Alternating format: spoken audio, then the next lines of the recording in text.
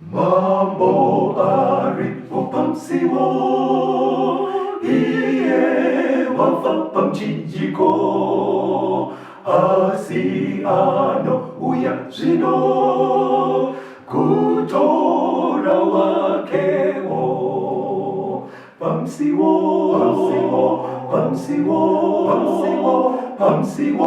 hule o pamsiwo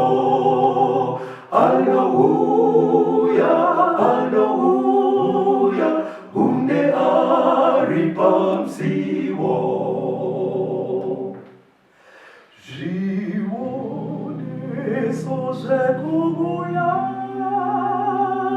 zino zireko itika, to ona neko kasika.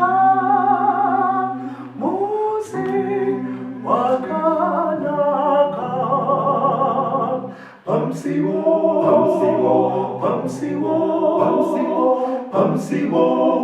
unde o pamsiwo. Hallelujah, unde aripamsiwo. Kwa zuwa vateereri tinomuchingamidzai zvakare kuchirongwa The Second Coming of Christ chamunopiwa naPastor Gift Rhodes vekuNorth Zimbabwe Conference of the Seventh Day Adventist Church pamwe chete naVaCaston Betera, Assistant Publishing Director kuEast Zimbabwe Conference of the Seventh Day Adventist Church. Mustudio nas tina Proclaim Rhodes ari kutiisira into sign language. Vabetera kwazisai vateereri. Vateereri tinokuchingamidzai kuchirongwa. Toda kutenda musoro wenyaya watiri kukurukuranawo pamusoro pawo nhasi uri kuti kudzoka kwaKristu kwechipiri part 2. Regai tipe kuna vabetera vatitungamirire muhurukuro yedu. Tinoda kutenda vateereri chidzidzo chatinacho nhasi kudzoka kwaKristu kwechipiri part 2 chakanyanya kukosha zvakadaro zvekuti toda kukasika tanzwa kuti Bible rinoti kudii pamusoro penhau yekudzoka kwaKristu. Pastor, verengai kuna zvakazarurwa 22 verse ya 12.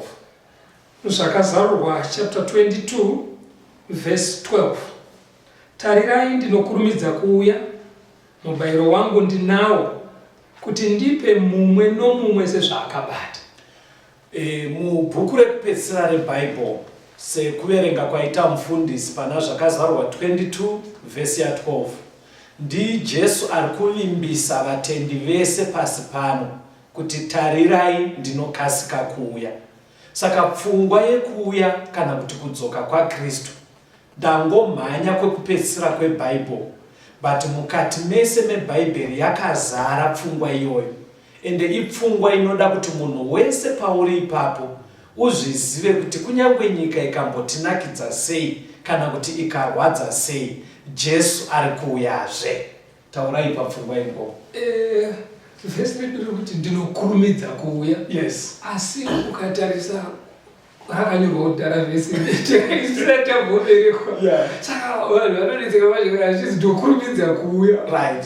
Tinoda pachajeka ipapo nekuti patiri kutotaura kudai muchiteerera chidzidzo ichi zveshuwa kune mumwe pamwe atoti muri kutaura yenyu izvozvo kukurumidza kupi kubvira ndiri kamwana kadiki. Nyaya iyi yaitaurwa yekukurumidza kuuya kwaJesu. Maybe pfungwa dzakakosha mufundisi tisati tanyanya kufamba dzatinoda kuti vateereri mubva madzibata. Ipfungwa mbiri dzinogona kuwanikwa muvanhu takatarisa kudzoka kwaKristu. Pfungwa yekutanga iripo mufundisi ndeyevamwe vanototi hakuna zvakadaro kuti hauyi. Saka pfungwa iyoyo inopindurwa futi neBhayibheri. Mwari aitoziva kuti kune vanogona kuda kuita pfungwa dzakadaro kuti haatouyi. Saka ndoda kuti muverenge kuna 2 Peter chapter 3 verse ya 3 na 4. Peter wechipiri chapter 3 verse ya 3 na 4. Pakutanga muzive henyu chinhu ichi, kuti pamazuva okupedzisira vaseki vachauya vachiseka, vachifamba nokuchiva kwavo, vachiti chipikirwa chokuuya kwake chiripiko zvino, nekuti kubva pakuparara kwamadzibaba zvinhu zvose zvinongoramba zvakaita sezvazvakanga zvakaita kubva pakutanga kwousiku. panapa zvanzi naPeter mubhaibheri, kune vanhu kunyanya mazuva ano ekupedzisira mufundisi vanotoseka idea yekuti Jesu achadzoka. Hanzi chimwe chinoita kuti vanyanye kudaro varida kuti varambe vachirarama pakuchiva kwavo. Saka ndofunga pfungwa yekudzoka kwaKristu inenge inovatsiura, inovakanganisa kurarama zvavanoda. Saka vanopedzisira vakuti hakuna zvakadaro. Hanzi chimwe chavanosaita nebhaibheri, hanzi vari kuti kubvira sekuru wedu pavakafa, sekuru wedu wekudhara uko nana baba pavakafa, hanzi zvino hapana chiri kumbochinja. Zvaingotaurwa kuti Jesu ari kuuya nekukurumidza. But kana mateerera vhesi hanzi vari kuti kubvira pakuparara kwemadzibaba, hanzi zvinhu zviri kuramba zvakaita sezvazvai zvakaita kubva pakusikwa kwenyika. Saka vari kubvuma kuti nyika yakanosikwa, but kuchiva kuri mavari kararamiro kavari kudaka kari kuvarambidza manje kuti vabvume kuti kuna achauya here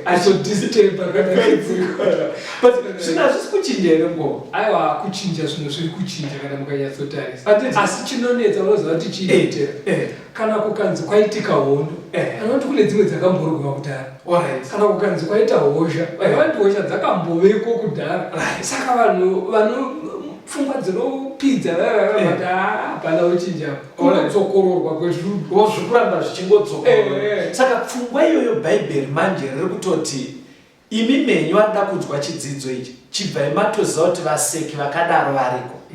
Usadiscouragwe papfungwa yatiinayo nhasi, nyatsa kuteerera chidzidzo ichi. Saka pfungwa yekutofunga kuti Jesu auye iri kurambwa nebhaibheri. Pane pfungwa yechipiri futi inogona kuwanikwa pavatendi takatarisa kudzoka kwaKristu. Ndoda kuti muverenge kuna 2 Thessalonians chapter 2 verse 1 na 2. Vatesalonika vechipiri chitsauko 2 verse 1 na 2. Zvino tinokumbira kwamuri hama dzangu pamusoro pokuuya kwaShe wedu Jesu Kristu nokuungana kwedu kwaari, kuti murege kukurumidza kuzununguswa pakufunga kwenyu, kana kuvhundutswa, kana nomweya, kana neshoko, kana nenwadi inonzi inobva kwatiri muchiti zuva raKristu ratosvika.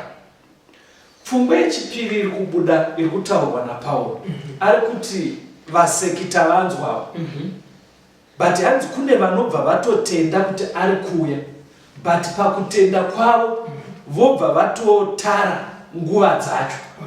Vamwe vobva vatoti ari kuuya muna Mei, vamwe voti ari kuuya gore rinouya. Saka Pauro futi ari kuti pfungwa iyoyo haina kunaka kana takatarisa the second coming of Christ. Hapadiwe kuti munhu ufunge kuti Jesu haasi kudzoka, uye hapadiwe kuti munhu ufunge kuti ari kuuya muna October toita zvekutara nguva tichiseta madates. Yes. Pakunzi musaite izvazvi kuita zvekuvhundutswa, kana kuti mukanganiso zvoda kuti munyatsodzidza makagadzikana muchinyatsoteera zvojeka kuti kana achiuya hazviseterwe madhete. Apa kunguva dzanaPauro pavaiti kana nwadi kana nana anokuvhundutsai ndoyeve way yecommunication. Kura kuti nhasi kunyange tiri mustudio kudai muchititeerera mukaona taakunotaura zvekunge kukuvhundutsai kuti titoti October apfuure, hanzi izvozvo ngwarirai. Even mukazviona patelevhizheni ipi, even zvikaparidzwa kupi, nyaya iripo Jesu ari kudzoka. Hatidi vanoramba kuti auye, hapadiwe futi vanoda kuvhundutsa vanhu kuti ari kuuya musi wakati. Pfungwa iyi haidwe, but ari kuuya here. Peter anobva atsimbidzira pfungwa iyi. Verengai kuna Peter wechipiri chapter 3 verse 9. 2 Peter chapter 3 verse 9. Ishe haanonoke kuita sezvaakapikira, sezvinoreva vamwe vachiti unonoka, asi uno mwoyo murefu kwamuri, nokuti haadi kuti vamwe varashike, asi kuti vose vatendeuke. Tadzoka pane riri kuita unge boka rechitatu, ndo riri kuita unge riri kuwirirana nekudzidzisa kwatiri kuita, but kwanzi paboka here manje chiregai kufunga kuti nekuti zvazvarambwa kutara dheti raanouya isi tobva tati maybe kure ikachana menoti ndekupi.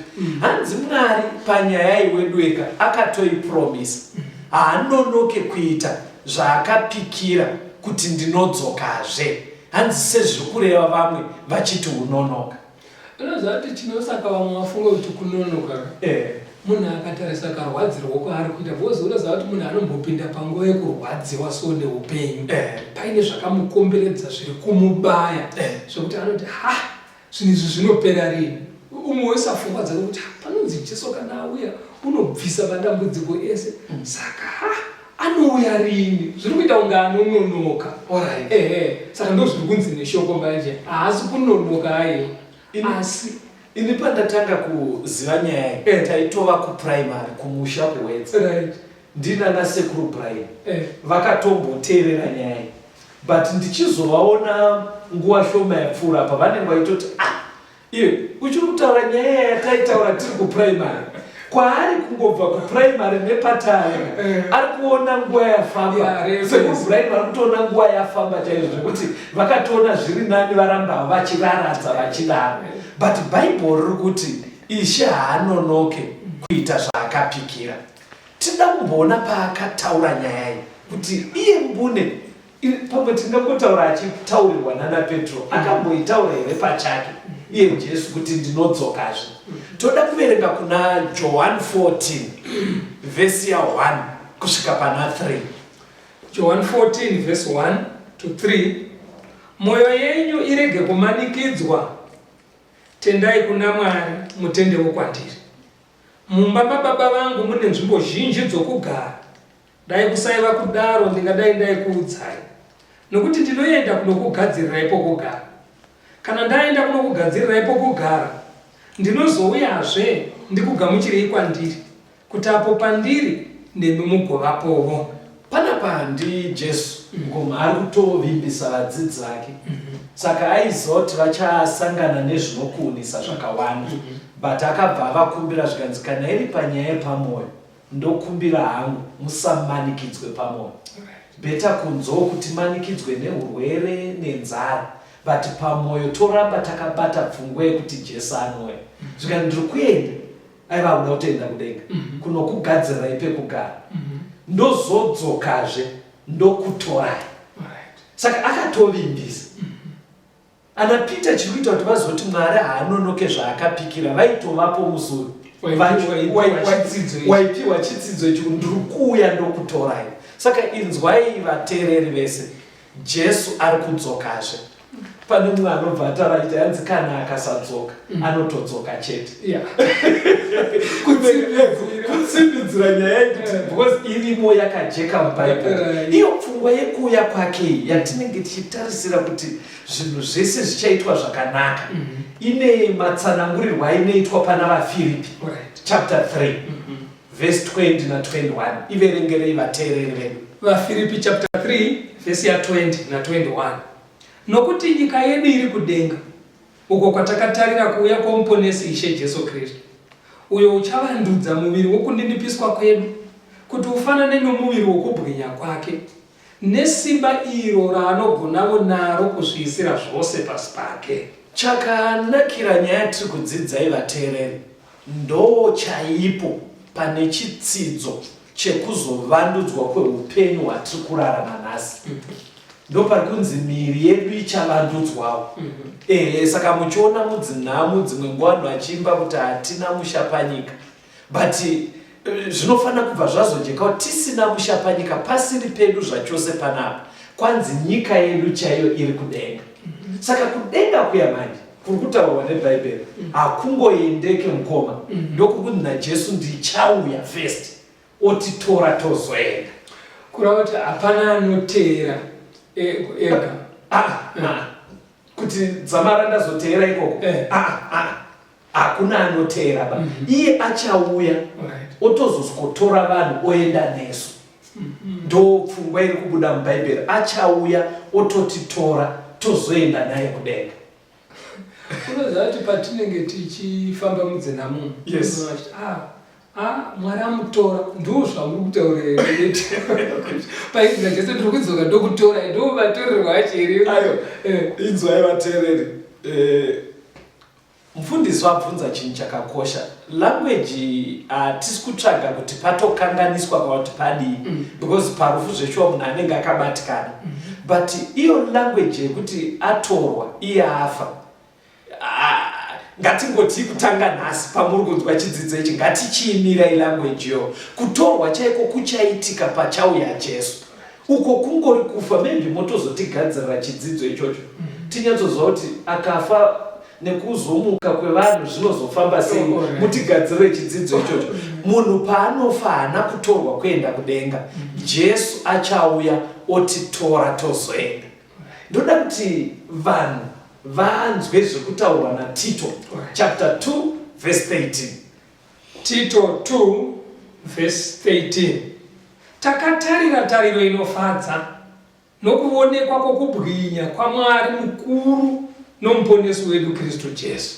Zvikanzi ndo chingadai chiri chishuwo chevatendi vese, kusanganisira nevamwe vangu vasati vatanga zvekunamata. Muchirungu inenge ichiti this is the blessed assurance. Ndo pane tariro inofana kuva yemukristu wese. Tariro yacho iri kunzi inofana kunosvika kwekwenhero pakupedzisira kwetariro dzese dzemunhu dzinofana kunosvika pakudzoka kwaKristu achiuya aine kubwinya kwake. Ndo panofana kuva paine hope yedu. Why?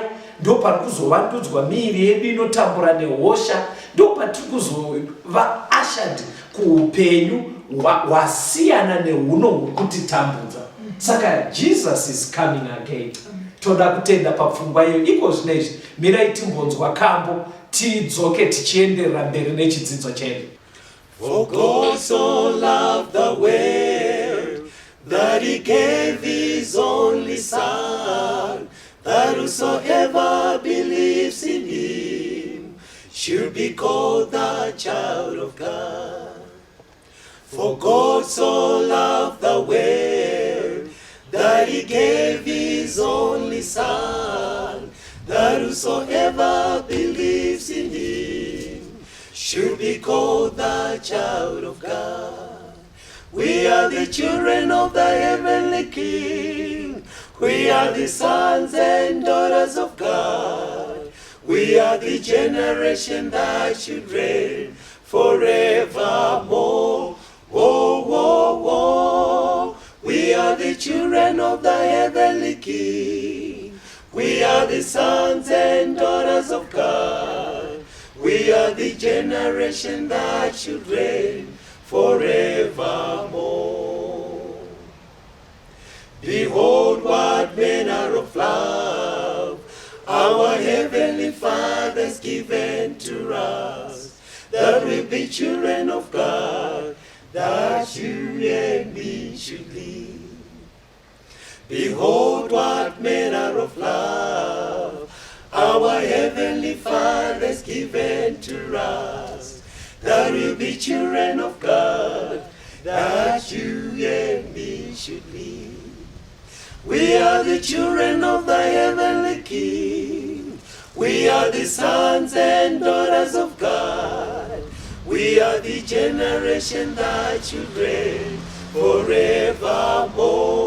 Oh, oh, oh. We are the children of the heavenly King. We are the sons and daughters of God. We are the generation that should reign forevermore.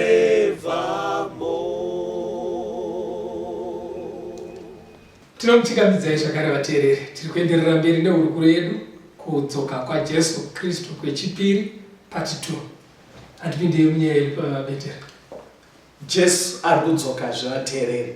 But mubvunzo ungangodaro uripo ndokuti ari kuuya kawiro kapi? Ari kuuya kawiro kapi? Ari muchimiro chipi?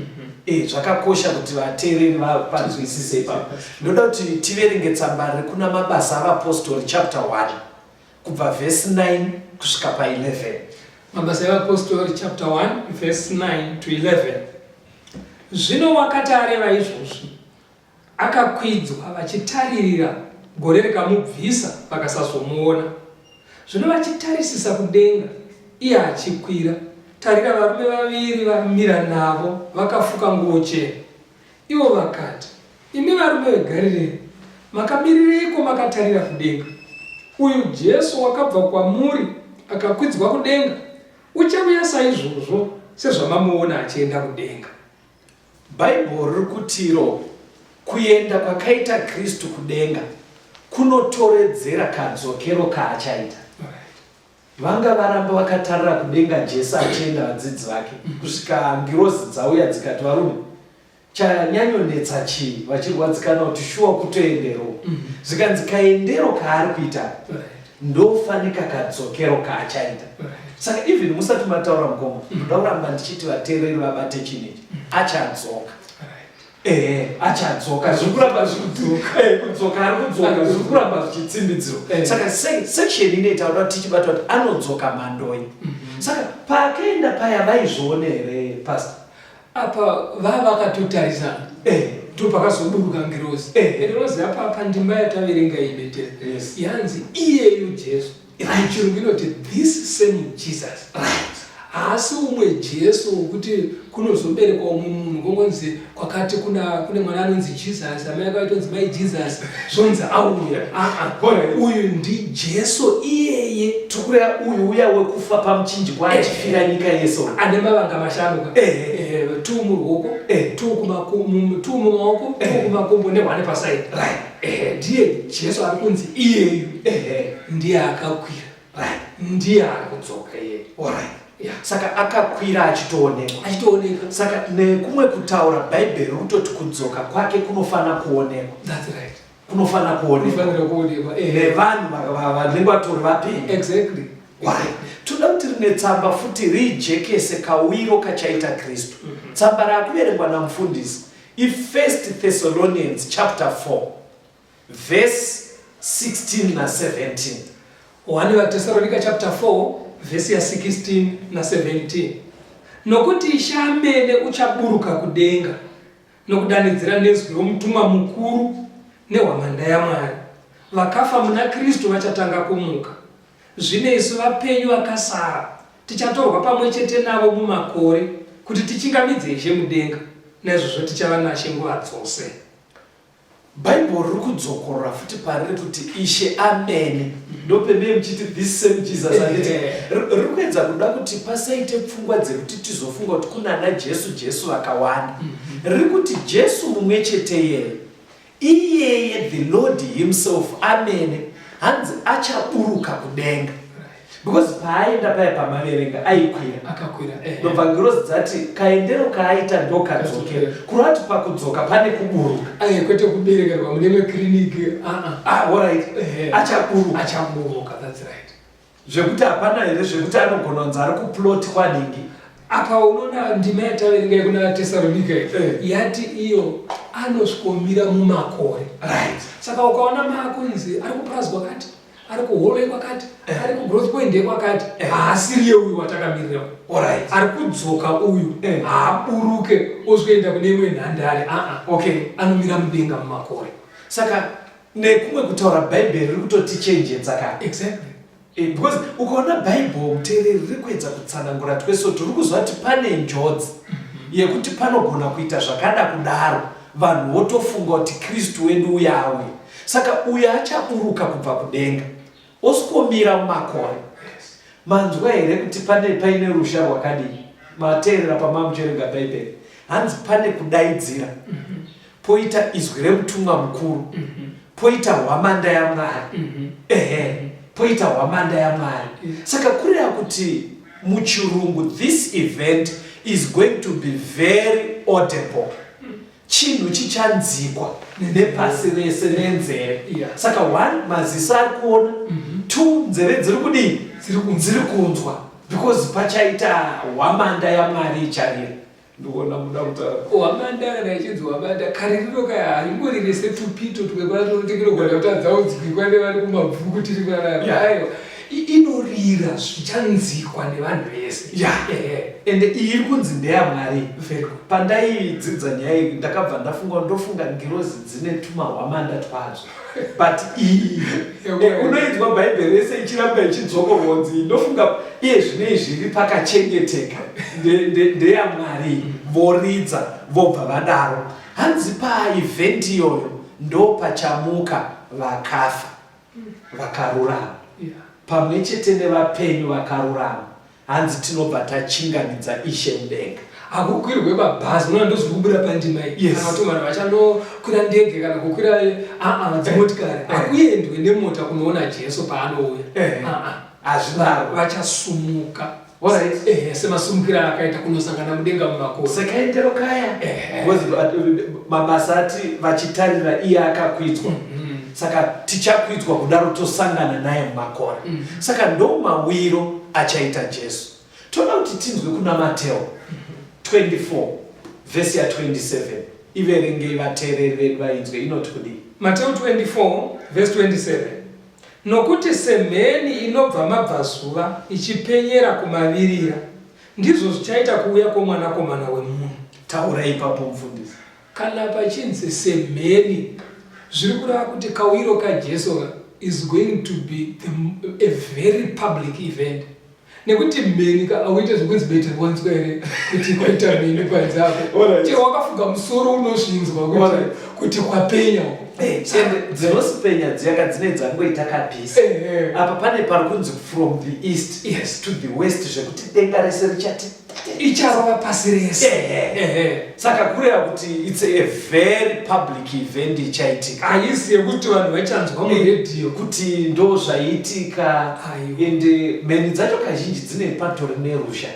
Saka chinhu chekuti chichaonekwa, chichanzikwa, ende chiri kuratidza kunge chiri universal. Mambozvoonawo because Mwari kana achiti kubva kumabvazuva kusvika kumavirira anenge anoda kungoreva spani yese yenyika kuti nyika yese ichatandirwa neevent hombe. Toda kuti tinzwe kuna zvakazarurwa chapter 1 verse ya 7 inoti kudii? Zvakazarurwa chapter 1 verse ndeya 7.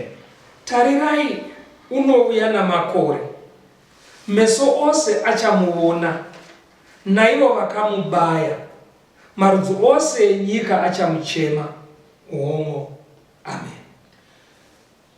Kuuya kwaJesu kuri kunzi meso ose achamuona, marudzi enyika achamuchema. Ndobva panzi naivo vakamubaya. Rabva razopera ichiti hono. Amen. Kuti iko kuti hono amen. Kuti zvinhu zvikai zvakadaro zvakasimba saizvo zvinokusingaperi. Zvirambe zvakichokwadi. Saka inanga wedzi tikutonzi rambai muri papfungwa yekudzoka kwaKristu. Ndizvo zvoka. Tirambe tiri papfungwa iyoyo. But panobva paita mubvunzo kapa kuti ari kunzi meso ese achamuona. Ivo vamwe vakafa. Apakonzera confusion yapo. Kwezvo zvazvinoita patikuverenga kudai kune vateereri vamwe vagara vanotisoverenga bhaibheri ende anenge akamirira ipapa kuti unozwa varume vari kutaura vambunzwa here zvavaverenga izvo. Does that make sense? Saka munogona maybe kungopfuura nepo kunyange toda kuramba tiri muchidzidzo. Pane zvinhu zviri pane pfungwa dzakati kuti dziri kubuda pandima idetera. Nemi vateereri. Chekutanga anzi anouya nemakore. Hazvino kuti musi unouya Jesu kuchanaya. Asi makore mvura kutaurwa panapa. Kwataverenga kuya kuna mabasa 1 anzi paakanga achikwira kuenda kudenga akachingamidzwa neboka rengirozi. Ndizvozvo. Saka zvadzakanga dzakafuka zvichena kumusoro zvakaonekwa segore. Saka kana muchiverenga kuna Mateo 25 inoti anouya nengirozi dzese dzemudenga. Saka paanouya nengirozi dzese dzichimuperekedza, kuchena kwadzinenge dzakaita ndokuri kuoneka semakore mudenga. Saka hasi makore emvura. Ichaunga chengirozi dzinouya in their millions dzichiita akambani dzichiita escort tens wadzo. Saka dzichauyawo naye. Ndo ari kunzi makore. Toda kutenda pabatwa ipapo munenge pfungwa yamunotsana. Ndobva panzi meso ese achamuona. Unoziva zvinodetsa vafana especially vari kuita sainzi mazuva anaya. Vanoti vana zvinobhuya yatsodzikisisa here because kana zuva riri mudenga kunongo patinoti rabuda kune kumwe kwaranyura. Saka vanenge vachiti kana muchiti anoonekwa nepasi rese iro zuva riri mudenga richitadza kuonekwa nepasi rese harionekwe kawani. Now unoziva kungoramba hedu pfungwa dzemunhu dzakarodzerwa kuramba zvinodorerwa zvamari. Asi ukanyatsocherechedza pane humbo unobona vebhora chaivo vafana vanoona bhora. Iye munhu anenge achitotaura izvozvo anenge achitoona bhora. Bhora riri kutambwa kuBrazil. Munhu ari kukadoma ari kuriona muTV. Ari kuchitungisa ari kuriona muTV. because kuBrazil kana kuine zuva kuno usiku. Andizvozvo. Asi bhora riri kuonekwa zvinoshamisa kuti bhora rinoonekwa munhu akava bhora so unotoona kuti uyu ndiye adyisa timu uyu, but zvotakurwa pikicha yacho yopoterwa nemumhepo youya wosweiona uri kuuya uchitoiona kuti apotsa uyo wotozviona uri kwachiduku. Bhora rapotswa kuNigeria unoriona. Saka ndakati kana munhu aine uchenjeri hwekushandisa mapurasitiki kuti bhora rionekwe pasi rese same time same moment iyoyo, Mwari ndokubva apererwa nepfungwa kwakutadza kugadzira yake technology yekuti abroadcast kuuya kwaJesu live. It's broadcasting. Okundikana kuti pasi rese rimuone zvakwana inzwa ivateereri. Pfungwa yekuedza kuti vana mufundisi ingova ione kutenda. Mwari wedu uyu Mwari mukuru chaizvo. Haangabva akundwa nezviri kugonekwa nevanhu nhasi kuti event 1 inoonekwa pasi rese nguva imwe chete. What more kudzoka kwake kungatadze here kuonekwa kawanda. But papfungwa yekuonekwa iyoyo mufundisi pane pamusina kupedza ingopedzisai panzi vakamubaya. Unoziva kuti vamwe vanodzidza zvakadzika vakamubaya vakafa. Asi you remember kuti paaitongwa akavavimbisa kuti mimi muri kuita yenyu nharo ndiMateo 27. Asi muchandiona ndichiuya nekubwinya. Kurati akavavimbisa kuti muchandiona iyo timu iyoyo. Saka vachamuona.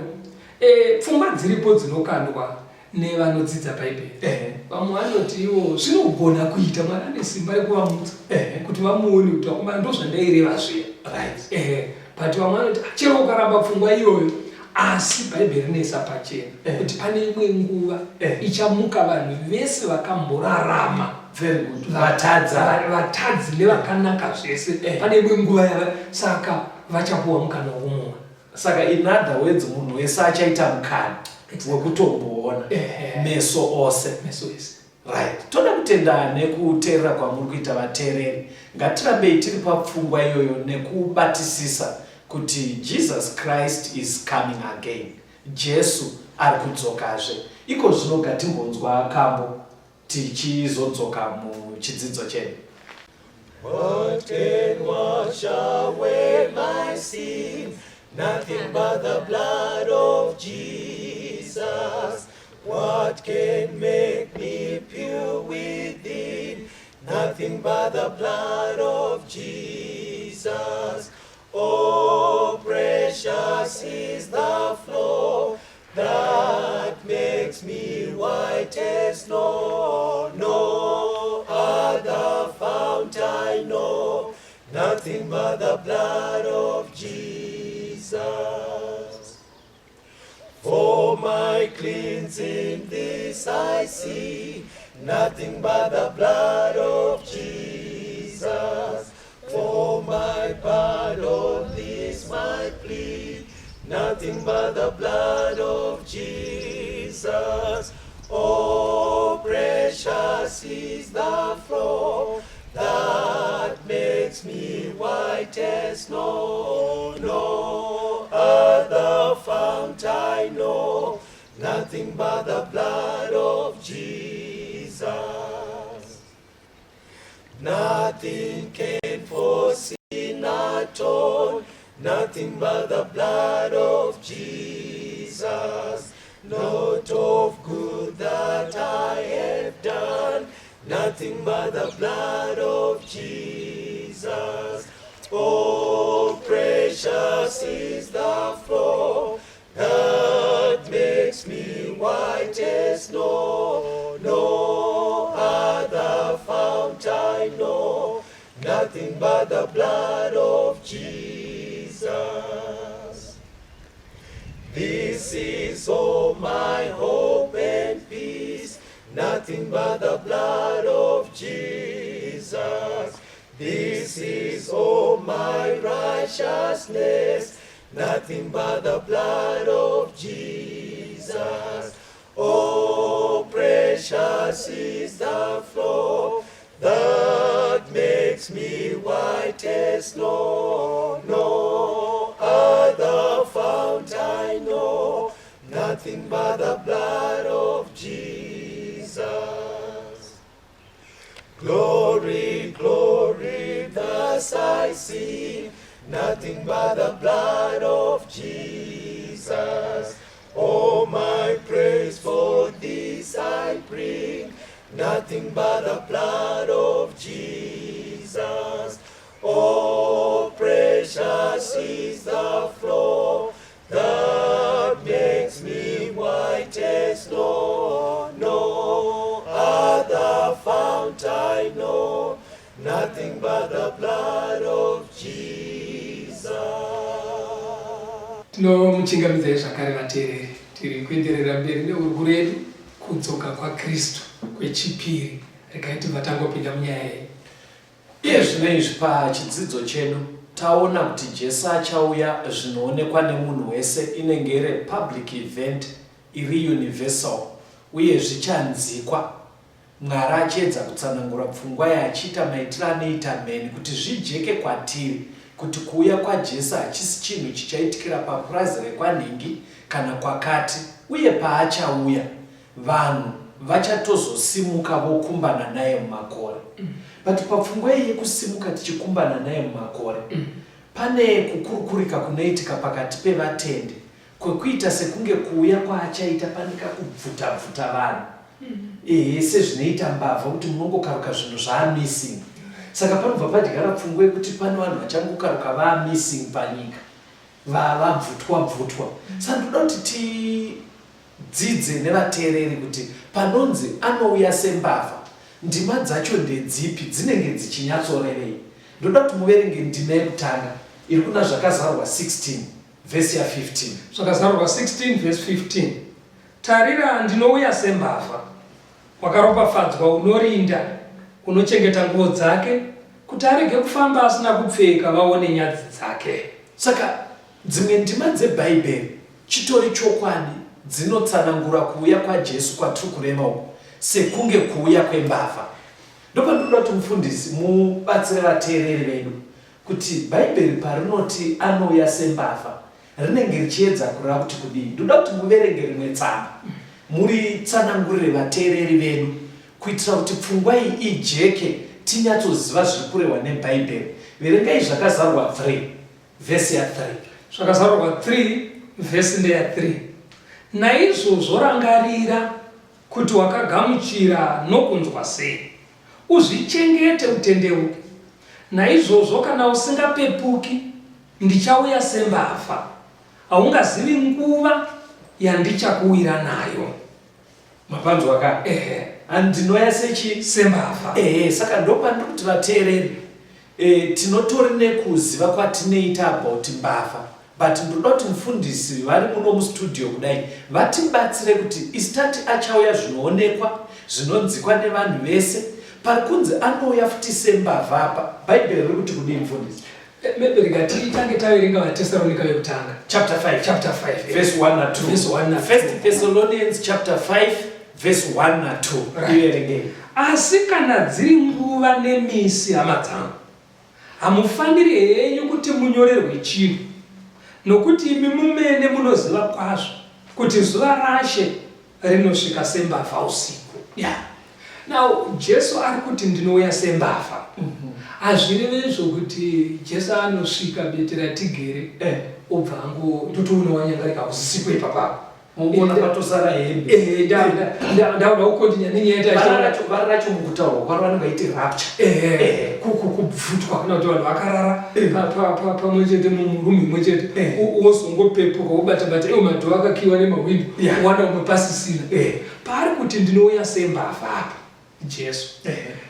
Pataverenga kuna Zvakazarwa 3 vhesi ya 3, yabva yaenda ichinotsanangura kuti nguva yandinouya iyoyo hauizive.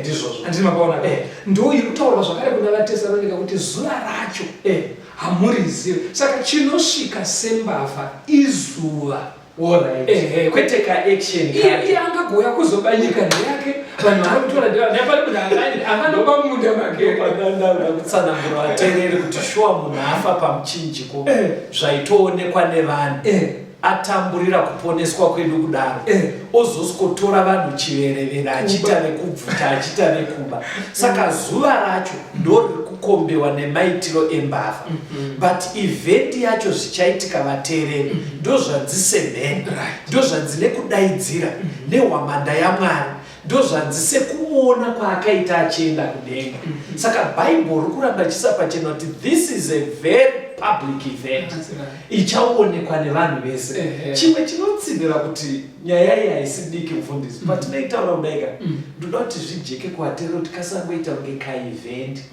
kakangoitika pane matauriro anoita bhaibheri kuti nyaya iyi iratidze kusiyana kwayakaita nedzimwe dzese ndoda kuti muverengere vateereri vedu kuna Luke chapter 9 verse 26 pane pfungwa inobuda ipapo inotsanangura kuti paachauya apa mbiri yacho event inenge ichityisa zvakadii. Luke 9 verse 26 yes. Nokuti ani nani unonyara pamusoro pangu namashoko angu mwanakomana womunhu uchanyarawo pamusoro pake musi waanouya nokubwinya kwake nokwababa nokwavatumwa vatsvene.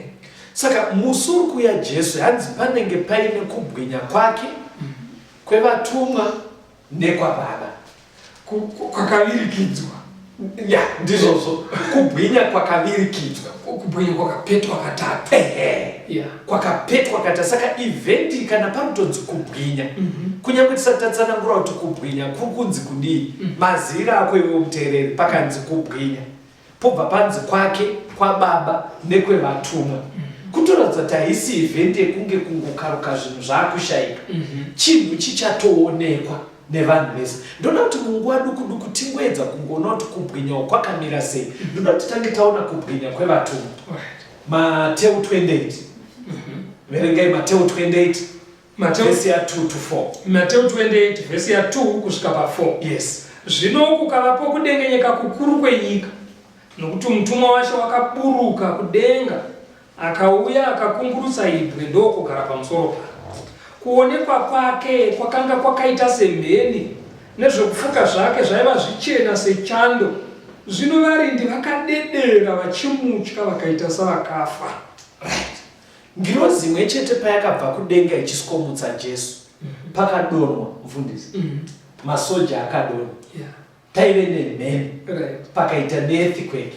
Saka ndaona munautaura apa ichiri kungonzi mheni uniform ngirozi dzakangoya dzakapfeka uniform ndo uniform yekubasa kwadzo sinofanira kuita mupurisa akafamba akapfeka uniform yakanenge nenyembe dzake ndozonzi nyembe dzake saka ngirozi yakaburuka yakapfeka uniform yayo saka but uniform yacho manje mapenyera inoita iyo nekafambiro kaya kana munhu uchifamba unotonzwa mutsindo kuti wakapera kufamba pale zvino mutsindo wengirozi manje imheni nepanangana.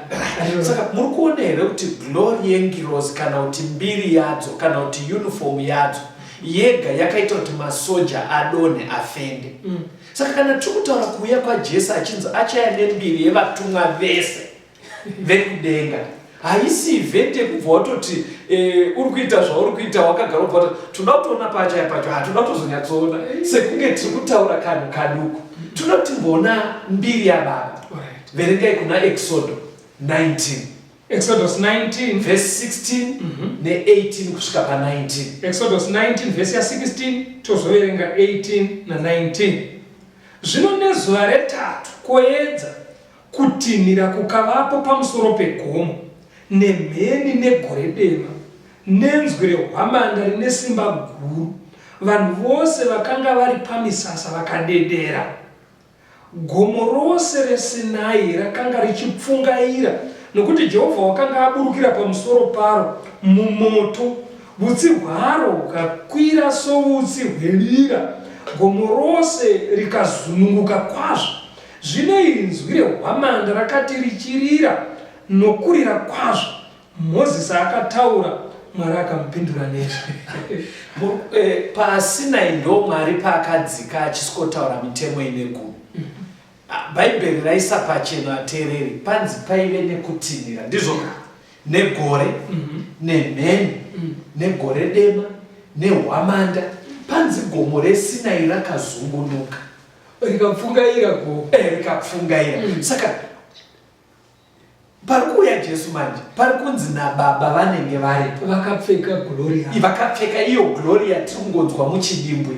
Tunoti ngono glory yaJesu muchidimbwi nokuti paauya paya paaifamba kugarira achidi anga asina glory akaikumura. Toda kuona muchidimbwi kuti yakewo yakadii. Verengai kuna Acts chapter 9 verse ya Mabasa 9 kusvika pa5. Mabasa 9 verse ya 3 kuenda pa5.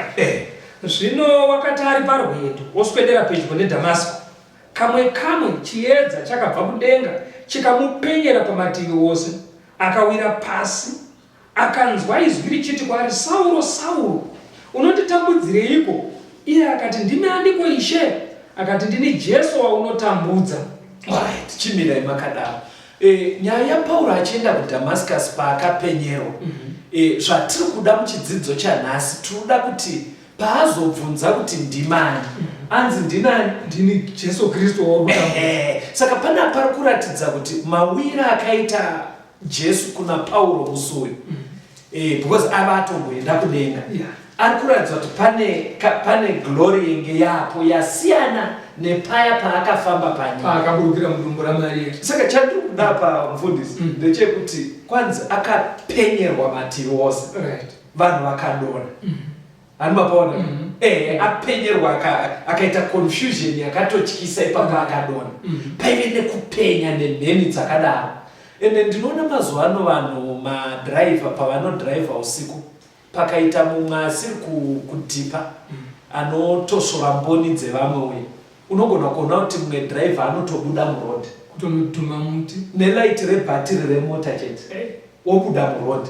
But unonzwa vanhu manje mufundisi wobva kuti parutoya ipapo toda kutonyatsoona, handozozviona paanoya ipapo, because inobva itonge kanhu kaduku. Tsimbidzirai pfungwa iyoyi kuti event yakaita sei kana pakuti kubwinya kwengirozi kwaBaba nekwaJesu. Panapa zviri kubuda vateereri, pari kuti ipo pane ngirozi 1 imheni nekutinhira nekudengenyeka dzouya dziri dzese, hakuna ngirozi inosara kudenga, mamiriyoni adzo. Pane imwe neimwe paine mheni nemabhanan'ana zvakazangana rusha rwacho, pobva pazangana nemoto weglory yaMwari, kupisa nekupfungaira nekudengenyera nekukwata kwenyika. Nyika inenge ichizukuzuka, ndozvakati vachiverenga pamwe zvinobva zvanzi kana maisland achatiza. Ndingaitigoenda pandima in short, vateereri muchidimbu, event yekuuya kwaKristu akasi kanhu kaduku, chinhu chichavhundutsa. Hachisi chinhu chekuti murambe muchitaura kuti no, kutofa kwakwewo Jesu atouya kwauri, atouya muupenyu hwako. Bhaibheri parinotaura the second coming of Christ riri kutoreva event ichaitikira nyika yose, riri kutoreva chinhu chichaonekwa nenyika yose, chichanzikwa nenyika yose pamwe chete, but chisiri chinhu chakajairika. Zvakazarurwa chapter 6 verse ya 14 to 17. Zvakazarurwa 6 verse 14. Denga rikabva sebhuku kana ichipetwa, namakomo ose nezviwi zvose zvakabviswa panzvimbo dzazvo, namadzimambo enyika navakuru navatungamiri vehondo navapfumi navane simba nevaranda vose navakasununguka vose vakandovanda mumapako nomumabwe amakomo. Vakati kumakomo nokumabwe, tiwirei kuti vige pameso aiye unogara pachigaro choushe napakutsamwa kwegwayana. Pachamhanywa. Hanzi paari kuuya neBhaibheri, maislands hanzi achadisappear kunyura nekuda kweglory yaJesu achiuya. Zvikanzi the mighty men of this world, vanhu vakakurumbira venyika ino, hanzi vachamhanya netsoka chaidzo mufundisi. Munhu anobuda mumota kuti ingatidonotsa tiza. Nezvino tiri mustudio togona kutaura tichita kunge tiri kuseka pamuri kutinzwa ikokoko, but inzwai vateereri, pakuuya kwaJesu hachisi chinhu chakajairika, pachamhanywa. Hanzi vanenge vachienda kumakomo nemapako vachiti tiwirei mutivige pane uya anouya ari kupenya. Saka chandindirwadza ndechoti pane vari kutiza apa, pane varombo, vanhu vanga vachitambudzika, rugare rwakuuya kuti ndiri kuuya nerugare, mungotiza rugare. Saka mamati zvitwa sei. Unofanira kuti kana watambudzika munyika inochigadzirira kuti panouya Jesu upindiwo murugare. Alright. Unobva kuti utambudzika unobva waita mufa kwose kwanditoshandira hazvidi kudaro. But manje vanototambura zvino izvi pfungwa yandakaona iri kunharaunda dzakawanda. Havatodi kufunga nyaya iyi. Vanoda kuswera vakasitika. Munomuziva unonzi kustika here? Vanotora madrugs ekuti aswera akararasa zvezvinouya unonzwa achiti nhamu dzandiwandira bheta hangu ndidai saka anoswera nyaya dzatototaura idzodzi haadzinzwe futi saka unobvaona kuti hazvibatsire but toda kutenda nevari kuteerera pamawiresi vachiona pamatv Jesus is coming again but pavari kumhanya kudai vanobva vawana refuge remumakomo ndoda kuti muverenge 2 Thessalonians chapter 2 verse 8. Vatesalonika vechipiri chapter 2 verse 8. Ipapo iye usakarurama uchaonekwa, iye uchaurawa naShe Jesu nomweya womuromo wake, achiparadza nokuonekwa kwokuuya kwake. Saka Bible rikubva razoti kubwinya kuye kurikuedza kutizwa nevanhu. Hanzi kubwinya ikoko kwega ndokuchaparadza vasakarurama. Saka hapana kutiza kune kwanyatsoitika kungova desperate but pakupedzisira hanzi gloria yaKristu yapaari kuuya ndo ichaparadza vese vanhu vakaipa vese vachabva vafa kudaro paanenge achiuya.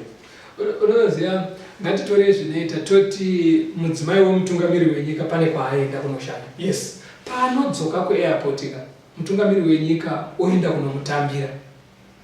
Saka vanoenda kademotaketi yavo chavabvira kuState House kuenda kunochingamidza mudzimai wavo.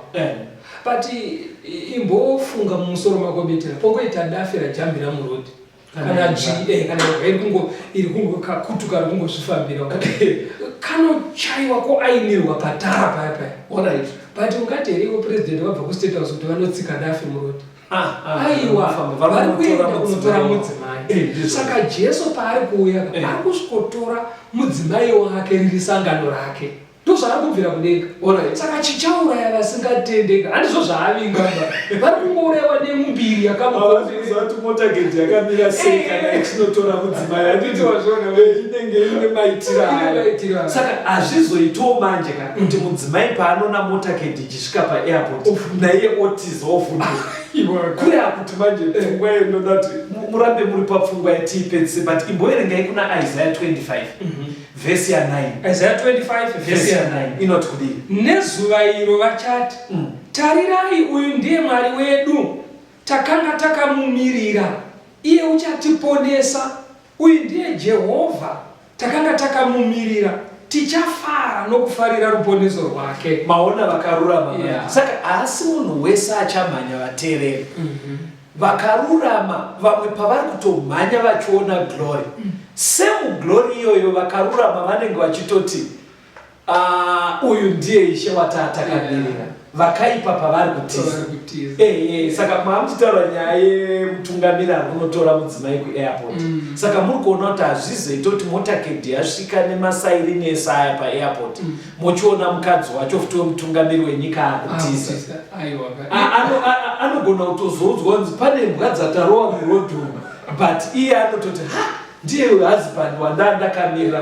Saka vakarurama vose event paichauya tofanira kuwanikota kutaura kuti ndiye Ishe wetakamirira ndo chishuwo chechidzidzo chino kwete kuti ungoramba uchiti ndoda kuona paanoipa ndoda kuzotenda auya zvinozobatsirei pastor kuda kuzotenda ipo pari kufiwa nevamwe vanhu vachimhanya vachidaro ndikuona nguva dzedu dzafamba ndoda kuti mutaure nevateereri muvape mafoni numbers ekuti kana paine ane mubvunzo pachidzidzo ichi kana zvimwe zvaanoda kubatsirika vangabatsirike sei. Tinotenda vateereri. Teererai phone number idzi kana maita mibvunzo asi chatodawo kusiyai gadzirirai Jesu ari kuuya. Gadzirire nokuti anouya zvedu hatidi vanozotisa imi mambowana mukana wakaita seuno. Vanenge vaita mibvunzo kwamugere ikoko kana murigere pedyo hama dzenyu shamwari dzenyu vanopinda sangano rema7th Day Adventist endai kwavari vamine mibvunzo yenyu munovabvunza nezvamuri kuda kunzwisisa vanoziva kukuendesai. Asi torai mafoni namba aya kana paine mamwe amakambonyora ataipa aya amatsvaya. Saka torai mafoni namba aya mugofona, mutumire message, text, SMS, mutumire WhatsApp pa 0775 460 175 ne 0716 452 086. Mwari atichengete tikosangana zvakare muchikamu chinotevera. Tenzende tungamirwe mukati mezviedzo mananda andibata ndimwino dombo ndiwike ndimwimo tungamirwe tenzende tungamirwe semwana onyaradzwa zenyanza mananda anomunzwa kana matinyarara emwete tenzi wenyanza tenzini tungamire apo ndasvika nyanza mananda vondishisa andichienda zororo Mira kune mwinga Andinzwe imwi moti